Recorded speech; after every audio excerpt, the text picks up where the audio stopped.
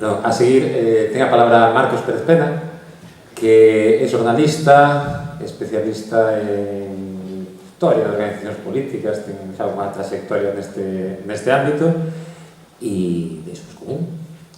Sí, moitas grazas, Filipe. Eu vou intentar ser tamén bastante breve, porque creo que, sobre todo nestas mesas da tarde, onde debe primar o debate, onde a parte creo que vai ser máis rico, eu vou falar en termos bastante xerais, ainda que vou citar algúns nomes, algúns apelidos de partidos políticos ou de ideoloxías, pero creo que se vai entender ben. Eu creo que todo o que vou dicir resúmese en uns conceptos moi simples e en moi poucos conceptos. Na necesidade que ten o nacionalismo galego, eu prefiro utilizar outro concepto que é a esquerda nacional galega, que creo que é máis a caída.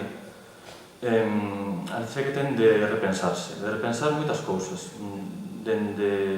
porque creo que os problemas que está arrastrando e a caída que experimenta nos últimos 10 anos, unha caída que non é pequena, aquí o BNG perdeu a metade dos seus votos en 10 anos, non é un problema conjuntural, seguramente hai problemas de fondo, problemas de base que deben ser solucionados.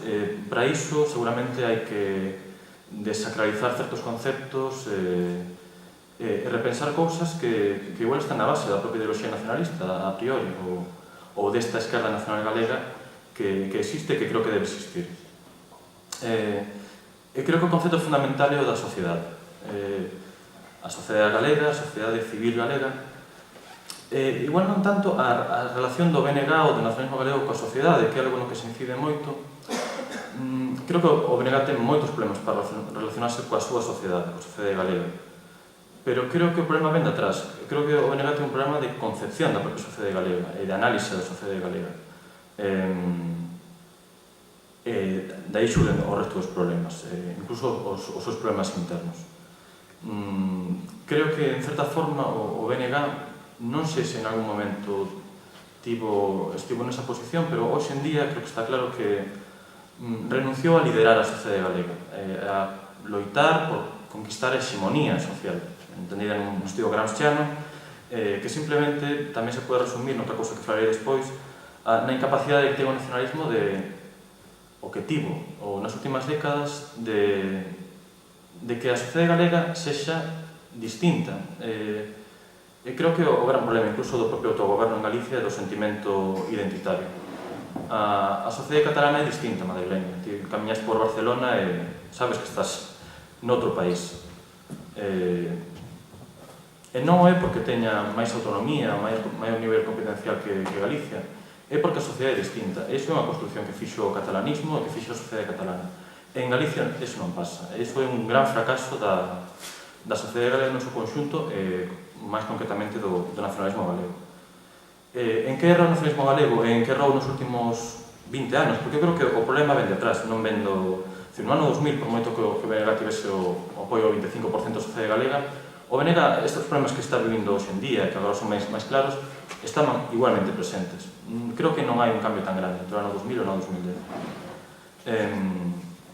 2010. O BNG ten que ser consciente de que se dirixe unha sociedade complexa, unha sociedade moderna e que igual non entra en algúns dos seus cánones ou nunha especie de país modelo que o nacionalismo galego desexaría.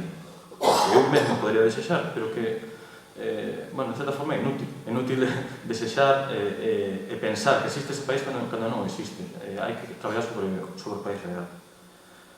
A sociedade galega é unha sociedade desenvolvida, pero é unha sociedade, en certa forma, inmadura, ou en calquera caso desconectada, con moitos dos seus axentes sociais camiñando por libre e non conectados entre sí.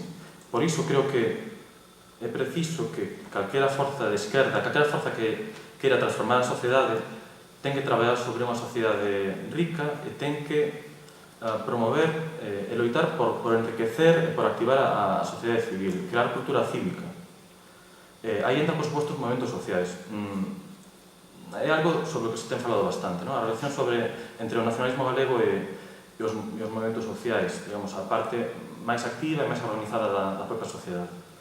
Ben, iso é moi importante. É obvio que é moi importante a forma en que unha organización de esquerda se relaciona cos movimentos sociais. Parece máis importante, se cadra, entender a sociedade no seu conxunto. Iso quizás é algo que non se fala. En canto aos movimentos sociais, creo que está claro, tese repetido moito, que non deben ser simplemente compañeros de viaxe da organización, que non deben ser instrumentalizados. Creo que eso está na cabeza de todos. Outra cosa que despois se leva a práctica, pero, bueno, creo que a nivel teórico, eso sí que é unha idea que foi callando e que callou finalmente. Cando menos nunha parte do nacionalismo, unha parte que a mí me parece máis interesante. Pero creo que os movimentos sociais tamén, sobre todo hoxe en día, é dicir, cada vez máis deben ser entendidos e valorados non só pola súa capacidade de movilización dunha parte da sociedade e polo papel que teñen na análise e na resolución de certos problemas que existen na sociedade. Eu creo que a esquerda ten que ser consciente de que os movimentos sociais son xeradores dunha ideoloxía, achegan partes moi importantes a propia ideoloxía progresista e contribúen á súa renovación. Hai que falar tamén de cal é a base social da esquerda. Sobre todo hoxe en día, non? Creo que tamén nos últimos 2 anos levamos discutido moitos foros, debates públicos sobre a refundación da esquerda e cal debe ser o suxeito social sobre o que debe traballar. Bueno, eu teño claro que a esquerda ten que traballar sobre maiorías sociais. Non lle teño medo ao concepto de clase, aínda que penso que seguramente a clase hoxe en día non é a mesma que hai 30 anos, nin que hai 60, e non será a mesma de dentro de 30 anos. As clases traballadoras hoxe en día son diferentes, pero existen e son unha maioría na sociedade, ou as clases subalternas, as clases que non están na parte de arriba da sociedade. E se definen, ademais, por unha cousa que non foi na historia suficientemente explotada pola esquerda, ou a que a esquerda non lle prestou a suficiente atención. Teñen unhas necesidades radicais que escapan e que non son satisfeitas polo capitalismo ou polo neoliberalismo. É por iso que existe unha maioría social a que o capitalismo non atende e non beneficia. Esa é a clase social da esquerda, e a esquerda en Galicia tamén. Cando falaba de que me parecen moi importantes os movimentos sociais, evidentemente, dicía que me parece máis importante igual esa especie de maiorías se cadra máis silenciosas no sentido de que non están tan organizadas. Eu creo que precisamente a hora de falar de maiorías sociais o BNG nos últimos 10 anos desprezou e esqueceu que a súa base social en certa forma estaba constituída por clases medias, urbanas, castelanfalantes ou, en todo caso, bilingües, pero que o que sí tiñan claro tamén é que na súa actividade diaria, que era necesariamente política, todo é política, sempre se facía tamén en clave de país, con unha conciencia nacional moi clara. O Bloque non soubo ver isto, e ademais o Bloque nos últimos 10 anos, sobre todo, afastou a esas decenas de miles de persoas que apoiaban no ano 97, por exemplo. Malla non sentirse nacionalistas, malla non ser nacionalistas, malla non estar no que a priori era a base social predilecta do BNG. Afastounos por non recoñecelos, por non darlles un acocho dentro do partido e por ter unha subcultura política moi hermética, sempre mirando cara dentro, máis pendente, supoño, de atender ás esencias, entendidas en todos os sentidos, tanto nacionais, nacionalistas, como tamén unhas certas esencias de outro tipo de formulación política. Ben, esta xeración de galegos, na que é moi importante cuestións de idade, son novos, e que creo que emerxeu, que se visibilizou moi claramente durante a crise do Prestige,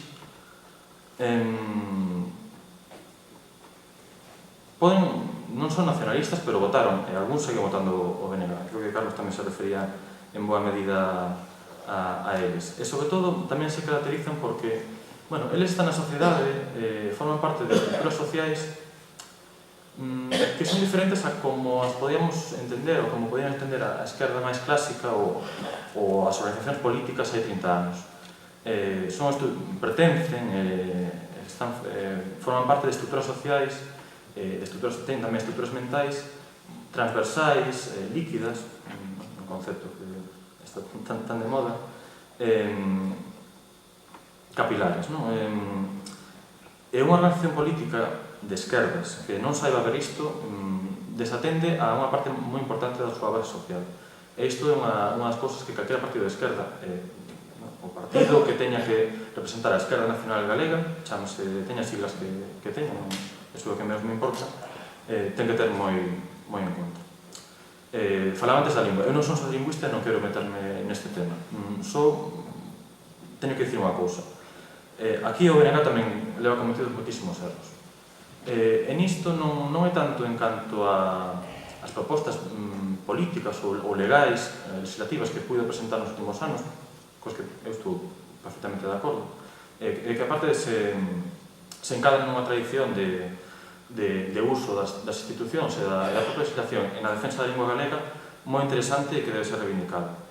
Pero en canto ao discurso público, o discurso que é percibido pola sociedade, o BNG cometeu moitos erros, porque conseguiu non só afastar a moitos dos seus votantes e simpatizantes cun discurso demasiado pechado sobre a lingua. Eu ben sei que o BNG tampouco non defende públicamente un monolinguismo social, que creo que é un erro.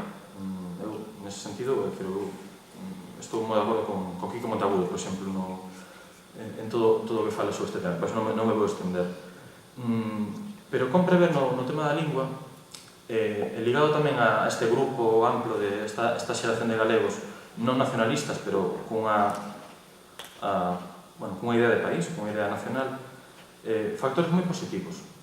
Poden ser castelanfalantes ou bilingües, en moitos casos tamén son neofalantes, que é un concepto moi interesante. Eu como neofalante tamén reivindico isto.